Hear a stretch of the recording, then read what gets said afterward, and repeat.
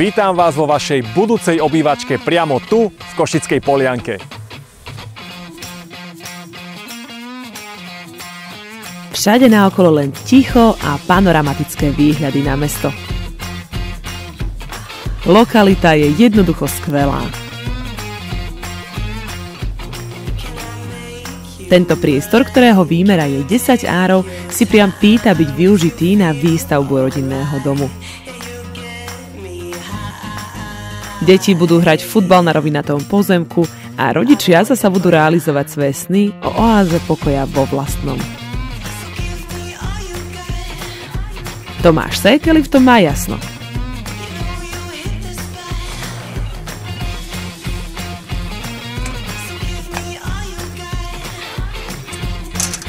Ja sa tu cítim už ako doma.